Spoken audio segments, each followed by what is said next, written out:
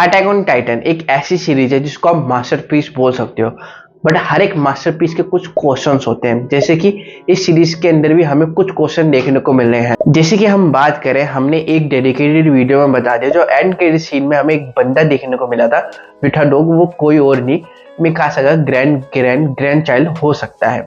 तो उसमें से आप सबका एक क्वेश्चन था कि जो ग्रैंड चाइल्ड हो सकता है, पर जो उसका जो स्कार्फ आया है, वो स्कार्फ आया कैसे है। मीन्स हमें जब क्रेडिट्स देखने को मिला था, तो वहाँ पे जो स्कार्फ था वो मिकासा के गर्दन पे था, तो वो स्कार्फ उस बॉय तक पहुंचा कैसे। और जो सेकंड क्वेश्चन है, जो हमें अटैक ऑन टाइटन के अंदर पैरासाइट देखने को मिला था, जिसके पावर के वजह से सब टाइटन बन पाते थे, क्या वो अटैक ऑन टाइटन के अंदर इकलौता पैरासाइट था या नहीं? तो कितने टाइप के पैरासाइट एग्जिस्ट करते हैं और कहाँ है सारे? एक ये ऐसी मिस्ट्री है जो अभी भी अनसॉल्व्ड है। इसके बारे में हम इस वीडियो में डिटेल में बात करेंगे। और जो तीसरा क्वेश्चन है, लिटरली ये मेरा भी क्वेश्चन हुआ करता था एक टाइम पर, कि जो मिकासा के सर में दर्द होता था एरन को लेके, जब भी वो एरन के अपोज करती थी या कुछ भी करती थी, जो वो हेडेक देखने को मिलता था मिकासा का, उसका रीजन क्या था? क्या वो मिकासा का सबकॉन्शियस ब्रेन करवाता था या फिर कोई एक्सटर्नल फोर्स उसका हेडेक का रीजन था? और जो क्वेश्चन नंबर 4 है, ये सबसे ज्यादा इंपॉर्टेंट क्वेश्चन होने वाला है इस एंटायर वीडियो का। हम सबको पता है अटैक ऑन टाइटन के अंदर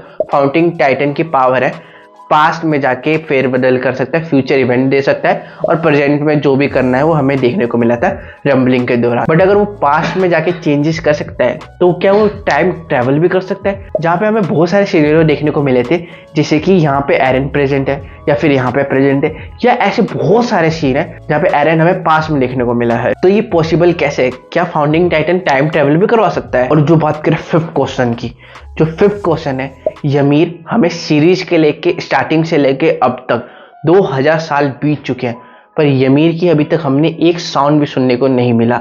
ymir अभी भी करंटली टाइमलाइन में बात नहीं करती और पीछे भी बात नहीं करती थी। ऐसा क्यों है? बिकॉज जो भी इवेंट हो रहा था हमें ऐसा लगा एरन करवा रहा है, बट वो ymir ही उसके पीछे का रीजन था। तो ymir क्यों नहीं बोलती है पूरी entire attack on Titan series के अंदर? जो ये 5 क्वेश्चन निकल के आ रहे हैं, ये क्वेश्चन सिर्फ मेरे नहीं, ये क्वेश्चन आप ही लोगों के हैं, जो कहीं ना कहीं कमेंट सेक्शन में आप लोगों ने पूछे हैं। तो कहीं ना कहीं मुझे लगा इन 5 क्वेश्चन पे मैं एक डेडिकेटेड वीडियो बना सकता हूँ, जहाँ पे मैं डिटेल में इन क्वेश्चन का आंसर दूंगा। तो let's begin the video without any wasting your time. तो बिना कोई टाइम बर्बाद करते हुए पहले क्वेश्चन की तरफ बढ़े। जो हमें रेड स्कार्फ देखने को मिलता था, वो मिकासा की डेड बॉडी पे देखने को मिला है, पर जैसा मैंने आपको बताया, ये ग्रैंड चाइल्ड हमारे जो लास्ट एंड क्रेडिट सीन में देखने को मिला था, ये वेयर कर रहा है। तो यहाँ पे आया कैसे उसके पास? यहाँ पे एक पॉसिबिलिटी निकल के आ रही है, मिकासा ने अपने चाइल्ड से बोला होगा, जो ये स्कार्फ है ये मेरे मरने वक्त तक मेरे साथ ही रखना, जब तुम मुझे दफनाने जाओगे तो ये स्कार्फ निकाल के तू अपने पास रख लियो और उसको generation to generation pass down करते रहियो। जो मिकासा मरी होगी वो एरन के साथ आखिरी साथ तक रही होगी, जब वो मरने का जो आफ्टर लाइफ में गई होगी तो चली गई होगी, और जो स्कार्फ है वो स्कार्फ एरन की विल लेके चल रही है, तो वो will generation to generation pass down हो रही है टिल दिस बॉय। तो अगर बढ़े हम सेकंड क्वेश्चन की तरफ, हमें ये पैरासाइट देखने को मिला है in entire attack on Titan series, जिसके बाद ही लोगों के पास टाइटन्स की पावर आती है। तो ये पैरासाइट है कौन? जो ये पैरासाइट है, इस पैरासाइट का नाम है हेलोसोजीनिया, जो रियल लाइफ में एग्जिस्ट करता है। जैसे आपको पता होगा, हमारे हाजिमे इसामाया ने जो टाइटन्स के जो इंस्पिरेशन है वो बेबड़े लोगों से लिया था, बट आपको ये नहीं पता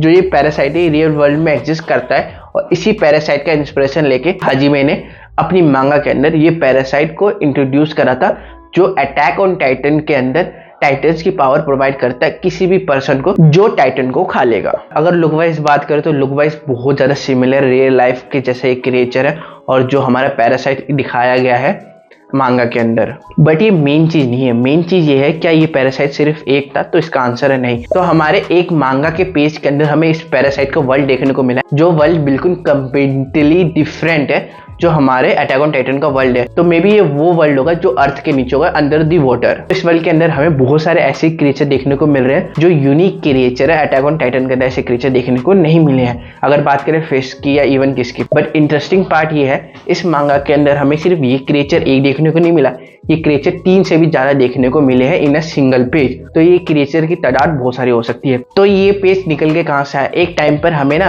अटैक ऑन टाइटन्स की पावर और हिस्ट्री समझाई जा रही थी कि वो कहां से आया और हमारे पावर्स आई कैसे है। तो वहां पे ना एक राइटर का हमें विजन देखने को मिलता है, जो मांगा के अंदर एडॉप्ट नहीं हुआ था, बिकॉज अगर मांगा के अंदर ही एडॉप्ट होता था, पूरी मांगा या एनीमे पूरे स्पॉइल हो जाता अपकमिंग फ्यूचर के अंदर।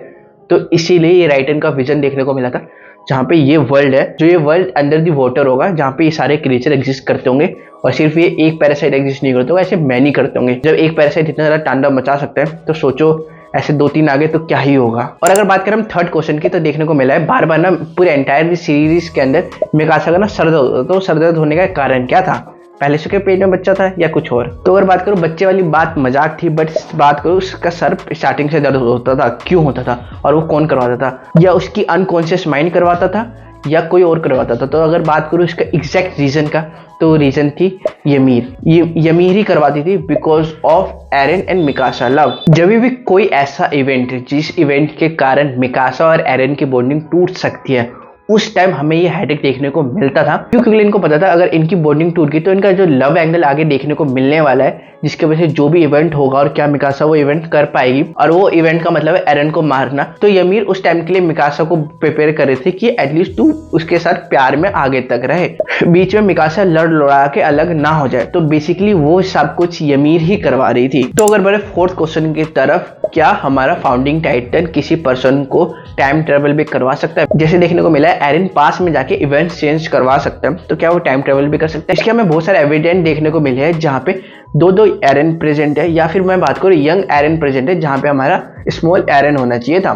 तो ये पॉसिबल हुआ कैसे? बेसिकली बताऊं मैं आपको ट्रूथ स्पीकिंग, देखो टाइम ट्रेवल करवाना पॉसिबल नहीं है फाउंडिंग टाइटन के लिए भी, बट यहाँ पे ये दिख कैसे रहा है? बेसिकली अगर बात करो अटैक ऑन टाइटन का जो मेन कैरेक्टर है एरन येगर है, तो जो भी हमें स्टोरी देखने को मिल रही है वो एरन येगर के हिसाब से ही देखने को मिल रही है हमें। जब एरन फाउंडिंग टाइटन की पावर की वजह से पास में चेंजेस कर सकता है, लोगों को मैनिपुलेट और मोटिवेट करके कुछ भी चीज करवा सकता है, तो उस एंगल से हमें देखने को मिल रहा था चीजें। तो इसी वजह से एरन के हमें वहां पे क्लोन्स भी देखने को मिल रहे हैं। जो भी स्टोरी देखने को मिल रही है ये एरन के पर्सपेक्टिव से हमें देखने को मिल रही है। तो इस वजह से मैं आपको ये कह सकता हूँ 2 एरन एग्जिस्ट तो कर रहे हैं, बट यहाँ पे अभी भी स्टिल एक ही एरन है। तो अगर बात करें फिफ्थ क्वेश्चन की, पूरे हमें एंटायर एओटी के अंदर देखने को मिला है, जब से एओटी स्टार्ट हुए लेके एंड तक यमीर के मुंह से एक शब्द देखने को नहीं मिला। ऐसा क्यों? जब हमें एओटी के बिल्कुल स्टार्टिंग बिगिनिंग के टाइम में देखने को मिले जो भी इवेंट थे, वो इवेंट वैसे इवेंट थे जहाँ पे किंग ने बहुत सारे लोगों का जेनोसाइड करा था। मतलब वो वॉर का ना बहुत ज्यादा फेवर करता था, जैसे कुछ गांव को बुच्चर कर देता था, कहीं पे लोगों को बहुत मारता था।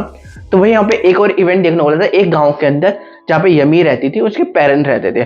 तो जब उस किंग ने उस गांव पे कब्जा करा तो लोगों को मार दिया, जहां पे यमीर के माँ बाप को, यमीर के भाई बहन को और यमीर के जो भी रिलेटिव है उन सबको मार दिया। और बात करें यमीर की, तो यमीर लड़की थी तो उसकी जीभ काट के उसको बाद में स्लेव के लिए भेज दिया गया। पर जैसे उसको टाइटन्स की पावर मिली तो उसकी बॉडी रीजनरेट हो गई, उसकी जीभ भी रीजनरेट हो गई। पर अगर मैं बात करूं उसके बाद भी क्यों नहीं बोल पाएगी, आपका भी यही क्वेश्चन होगा। तो इसका आंसर ये है, बाद में ही इसलिए नहीं बोल पाई 2 रीजन की वजह से। एक खुद का उसका कोई विल नहीं था, और दूसरा रीजन था वो अंधी हो गई थी उसके राजा के प्यार में। तो यमीर को बोलने के लिए ना राजा की परमिशन चाहिए थी। यमीर ने कभी मांगा नहीं और राजा ने कभी दिया नहीं, तो यमीर ने भी कभी बोला नहीं। जो मैं सही बताऊं ना बहुत सैड बात है, but this is the reality of attack on Titan. कर ही क्या सकते हैं। तो बस इस वीडियो में इतना ही। मैंने आई होप आपके सारे क्वेश्चन के जवाब दे दूंगा जो इन 5 का था। अगर इन 5 के अलावा भी आपका कोई क्वेश्चन है या फिर इन 5 के अंदर से कोई क्वेश्चन है, बेझिझक मेरे से पूछो। एक डेडिकेटेड वीडियो या कमेंट्स में रिप्लाई आपको मिल जाएगा ऑन टाइम। तो बस इस वीडियो को धीरे खत्म करते हैं, हम मिलते हैं नई वीडियो के साथ, नए टेक केयर।